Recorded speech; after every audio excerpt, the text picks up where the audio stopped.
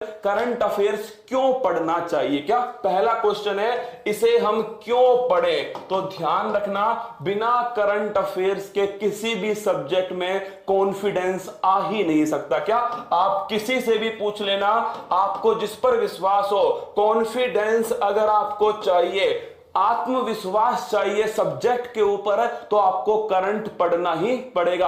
आप कितनी भी इकोनॉमिक्स पढ़ लो, अगर आपको नवीनतम आंकड़े नहीं आते हैं तो इकोनॉमिक्स पढ़ने का कोई भी औचित्य नहीं होगा। कितनी भी राज व्यवस्था पॉलिटी पढ़ लो, नवीनतम संविधान संशोधन नहीं पता तो कुछ नहीं होने वाला। तुमने पूरा CAG पढ़ लिया, क्या पूरा दोस्तों महालेखा नियंत्रक पढ़ लिया, तुम्हें यह नहीं पता वर्तमान में कौन है, तो पेपर में कॉन्फिडेंस नहीं आएगा। मैं तो एक ही बात मानता हूं, करंट अफेयर्स किसके लिए पढ़ना चाहिए?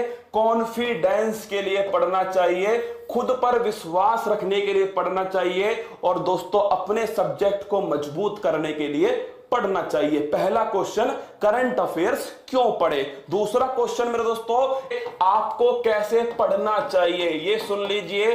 पेपर को देखकर पढ़ना है। क्या जितने भी लेटेस्ट पेपर हो रहे हैं उन्हें देखकर ही पढ़ना है, ठीक है, केवल पेपर को देख के पढ़ना है। और जो चीज पेपर में आए नहीं दोस्तों, उसे पढ़ के हमें क्या करना है? ज्ञान हमें नहीं लेना, हमें सिलेक्शन लेना है। क्या हमें सिलेक्शन लेना है दोस्तों, ज्ञान नहीं लेना। इस बात को बड़ा बड़ा चिपका लो रूम में, हमें चाहिए सिलेक्शन, ठोक बजा के सिलेक्शन चाहिए, इसके अलावा हमें कुछ नहीं चाहिए। और इससे बड़ा उद्देश्य बता रहा हूं आपको लाइव क्लास का दोस्तों, कि जो तुम्हारी करंट है वो अपडेट हो जाए। क्या वो अपडेट हो जाए, तुम्हारे तुम्हारे दोस्तों कंधों पर क्या हो, सितारे हो, बदन पे वर्दी हो, सरकारी नौकरी हो, और पड़ोसी तुमसे ये कहने पर मजबूर हो जाए कि तू सच में कुछ बड़ा कर सकता था और तूने करके दिखलाया। ये सारी बातें दोस्तों मैंने आपको बता दी हैं। कमेंट आपके मिल रहे हैं, आपका प्यार मुझे मिल रहा है दोस्तों, उत्कर्ष को मिल रहा है आपका प्यार, तुम्हारा प्यार ही चाहिए।